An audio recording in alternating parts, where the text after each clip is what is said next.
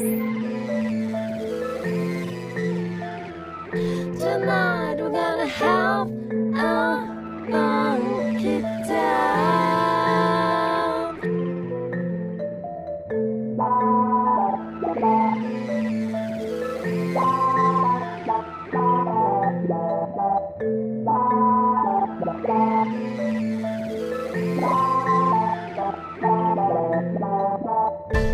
Welcome back to the Tip Man Podcast, where we know a little bit about a lot and a lot about a little bit. All right, so this is going to be Global Leaders of Tomorrow, class of 94. I did 93. That is up already. And this one's pretty low. They only had 19 out of, what was it, 90 or something like that. Yeah, 19 out of 90. I don't know many of the names. I never heard many of these people, but I'm gonna do it just for the sake of keeping the routine going, keeping the rhythm going. So, class of '94, global leaders of tomorrow for the WEF. We're gonna start off. Yeah, let's start off up here. Known members, and once again, this is 19 of the 90 members that already have pages. All the rest of these people in red don't have pages on here. Again, shout out to Wiki Spooks. Hopefully they can update and give some more pages. I can come back and revise that. But I like the info it gives you. So we're going to start off with Mukesh Ambani. Or Ambani. I knew I was going to mess that one up right away. I even practiced it. No, I'm just playing. Mukesh Ambani. Asia's richest man living in the world's most expensive house selected a global leader of tomorrow by the World Economic Forum in 1994. By the 2010s, he sat on the board of the World Economic Forum as a member of the Global Board of Advisors of the U.S. Council on Foreign Relations. Understand who these people are. Next up, we got Benazir Bhutto, or Bhutto, was the Prime Minister of Pakistan and a young global leader, but she was assassinated in 2007. Sheesh, that's rough. Laos Bakros, a senior advisor to the World Bank. Go figure. Let's see. Sim Boyner, the Turkish businessman in the textile industry and owner of department stores. He was selected global leader of tomorrow by the World Economic Forum in '94. We already know this. We wouldn't be here if we didn't. And attend the 1995 Bilderberg meeting, just as he was going from leader of the, let's see, Turkish Industry and Business Association to an attempted political career.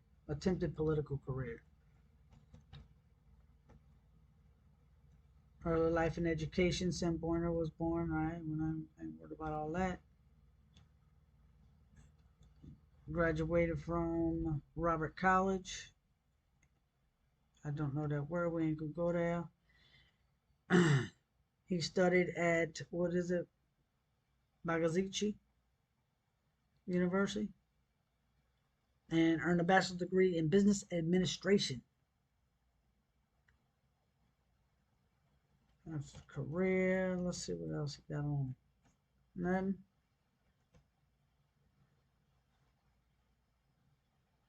That's pretty much it. We'll keep it rolling. Next up, we got Mike Espy. Mike Espy attended a 1994 Bilderberg and United States Secretary of Agriculture. Took gifts from Tyson's Foods. See, little fun facts like that. Alfonso Michael Espy is an American politician who was the 25th United States Secretary of Agriculture in 93 and 94. So they've been infiltrated. I've motherfucking done it for a long time. And I bet you it's before this shit too.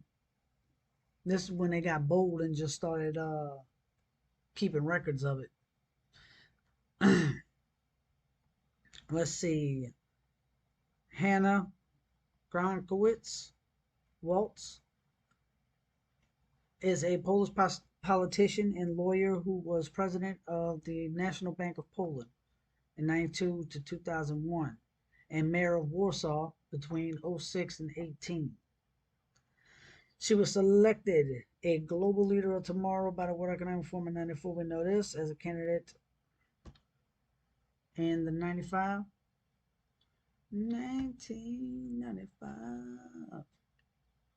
Let's see, a candidate in the 95 presidential election. She obtained only 2.76% of the votes in the first round of voting. It's a good goddamn thing, too.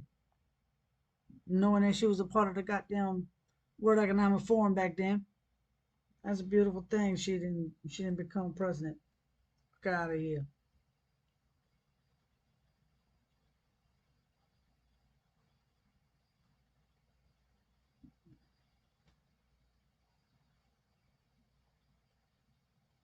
Fuck out of here.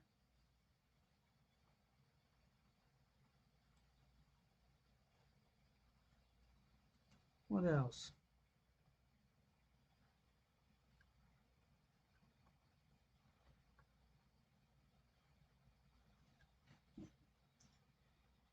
Reprivatization fraud in Warsaw happened on a massive scale during the reprivatization in Warsaw, which was performed after the fall of the communist Poland to reverse the post-World War II nationalization of the land and the city. Yeah, sorry, you got those three letters next to your name. I can't fucks with you. Like I automatically assume all these people corrupt. All of them. All of them. Every one of them. Your name on the list, corrupt. Otherwise, you would have sued their ass like like Vivek did. Vivek Ramaswamy sued their ass for putting them on the Young Global Leaders list without his permission, and won. Let's see.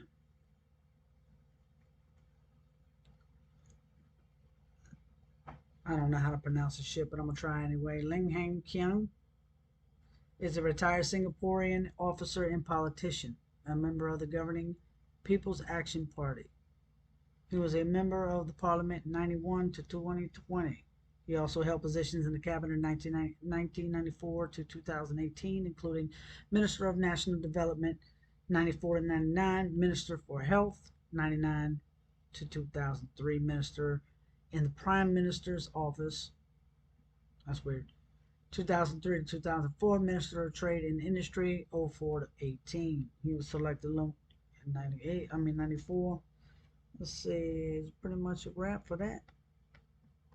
I ain't gonna go too deep into it and get caught up and sidetracked, because I will. I'll start going down these rabbit holes of these people. Next thing you know, it's like a 3-hour motherfucking search. Let's see, Alexander Kwasniewski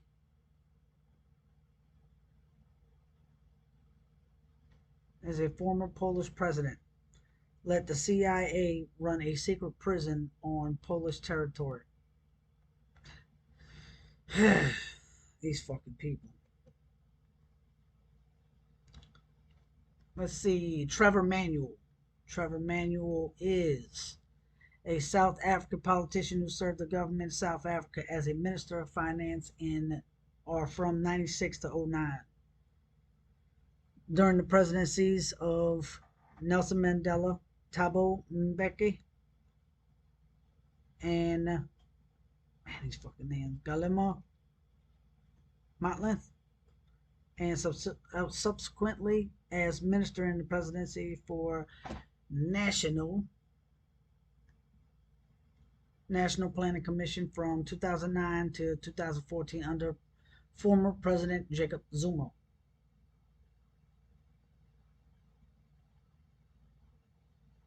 He is married to a bankster, Maria Ramos.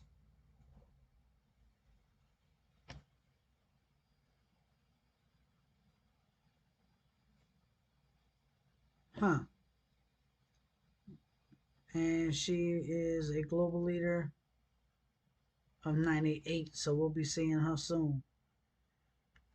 Maria Ramos, South African businesswoman, banker, and corporate executive who has been serving the chairperson of Anglo Gold Ashanti since 2020. She was previously chief executive officer of the APSA Group. Prior, oh shit, it says prior to joining APSA in 2009. I gotta see now. What was it? She was the CEO of Transnet. This was after serving as Director General of the National Treasury, manages national economy or economic policy, prepares the South African government's annual budget, and manages the government's finances. Damn. She is a member of the executive committee of the International Business Council at the World Economic Forum. She was selected a global leader for tomorrow by the WEF in 98. And since 2008 is married to Trevor Manuel. Was these two. Crazy connections, man. They all intertwined. It's massive. Fucking head explode if you knew how deep this shit goes. Francis Maud. Shit, they ain't got nothing on here. Was a UK minister for the Cabinet Office and Paymaster General. He is a conservative politician and co-founder of the influential right-wing think tank Policy Change. That's why I keep trying to tell people this shit ain't no left or right thing. It ain't. It's globalist or sovereignty.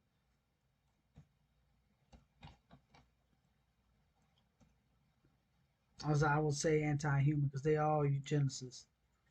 All the top level know what the plan is. They already know. Let's see. Isabel Mota is president of the board of trustees of the Calouste Gulbenkian Foundation. Is a Portuguese institution dedicated to the promotion of the arts, philanthropy, science, and education. One of the wealthiest charitable foundations in the world. It was founded in 1956.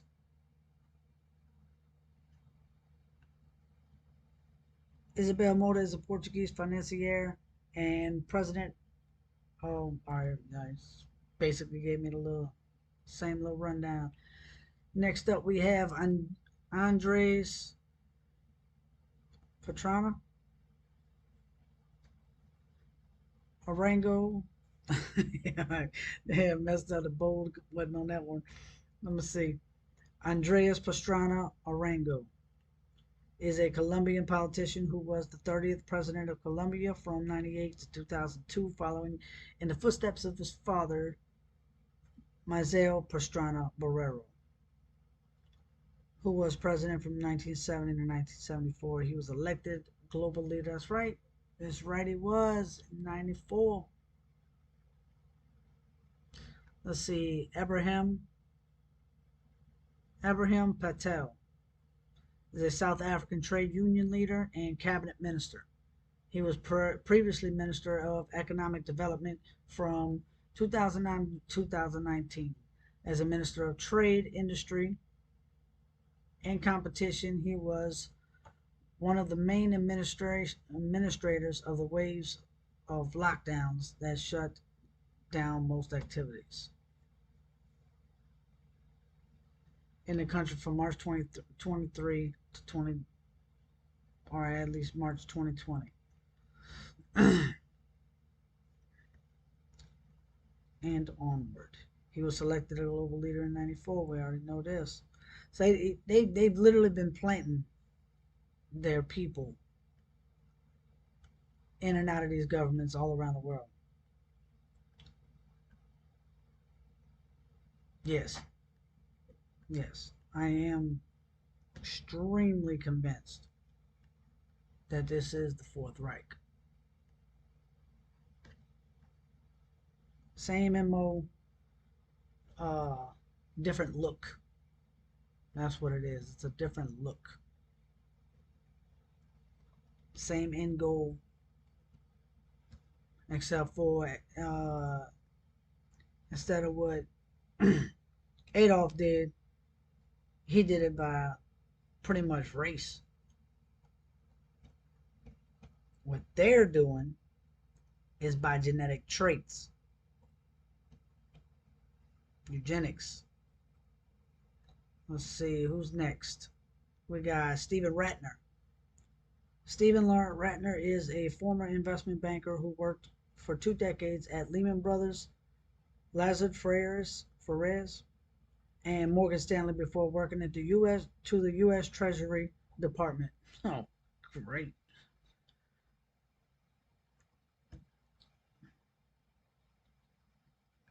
So that's one plant that's been there from since '94 inside the U.S. government. Chairman and Chief Executive Officer in private investment group that manages deep politician Michael Bloomberg's personal and philanthropic assets. He's going to be another one on there. I think he might have been on the last one. If not, I know he's coming up soon. Let's see. He also participated in the Young Leader program of the French American Foundation. He has attended 5 Bilderberg meetings. French American Foundation is a deep state entity that has a remarkable reach in French politics. Its flagship program is selection of young leaders. Many of its alumni have become presidents, prime ministers, and other high leaders. Yes, yes, it's things like that. Journalist career, private equity career, government,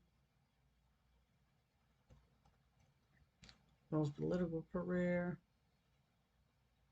Yeah. Yes. Corruption. Let's see, who's next? Stefan Schwartz, German politician, selected a global leader in March 94. We already know that shit. Peddled lurid war propaganda during Bosnian War. Did he now?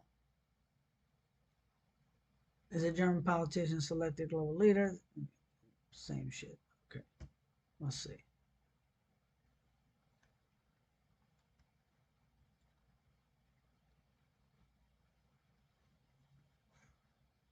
Anyway. During the Bosnian War, the Daily Mirror reported the Bosnian woman died after being forced to give birth to a dog. What? That literally caught me off guard, man. During the Bosnian War, the Daily Mirror reported that the Bosnian woman died after being forced to give birth to a dog. Variations on this bizarre and biologically incredible story were carried also in Germany's Bild am Sonntag and Italy's La Repubblica. Le Repubblica, with lurid accounts of how fiendish Serbian gynecologists implanted canine fetuses in a woman's womb. What the fuck is wrong with people, man? The dog story was also embraced by an obscure West German parliamentary deputy, Stefan Schwartz, who gained instant fame by telling gruesome tales in the Bundestag about Serbian burnings, castrations, the roasting of children in ovens, and the use of poison gas. Man, look, in the world I've been waking to, I believe that shit. I believe all that shit. 10-man rule. None of you motherfuckers say that shit, it can't happen or it didn't happen. It happened. That's how I think. It happened. Fuck all that. That's too incredible not to believe. Next up, we got Marcus Wallenberger. Some of you might know him. Not to be confused with his great-grandfather, Marcus Wallenberger. Oh, okay. Oh, senior, that's why. Or his grandfather, Marcus Wallenberger Jr. What? Marcus Husky Wallenberger is a Swedish banker and industrialist and part of the Wallenberger family, which controls 40% of the Swedish economy. Damn! Swedish deep state operative and ex-Bilderberg Steering Committee.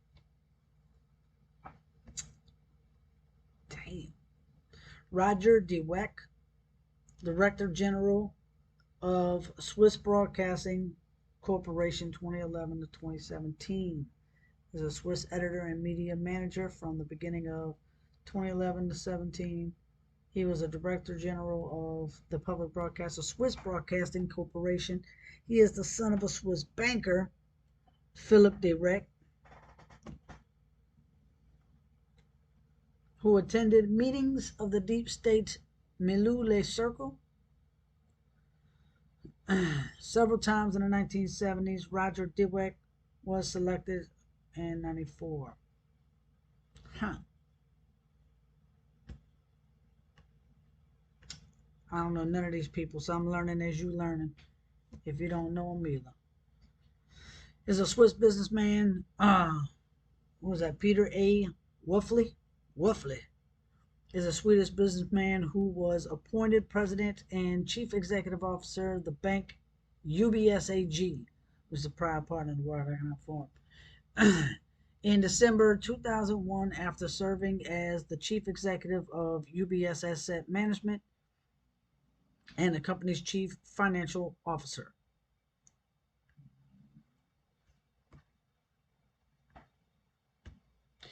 Next up, let's see, we got, how would you say that shit? Grigory Yavlinsky? We'll roll with that. Liberal Russian politician picked as future favorite by West powers in the 1990s.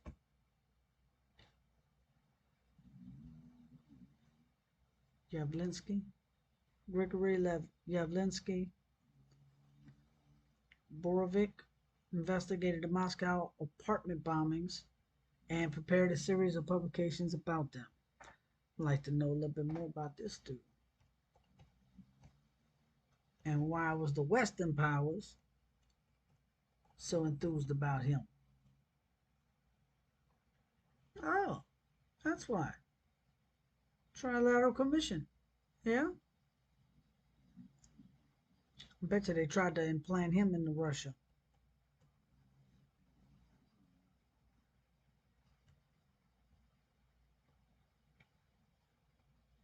I believe it. I definitely believe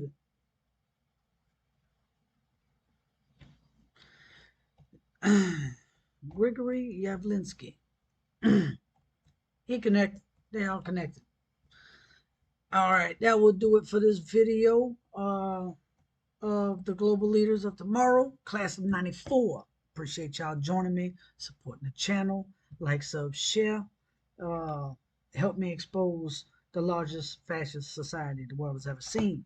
And along the way, we're just going to do some other stuff that will expose a lot of these politicians that are in place, that have been put in place at this present moment, doing the shit to y'all that they're doing.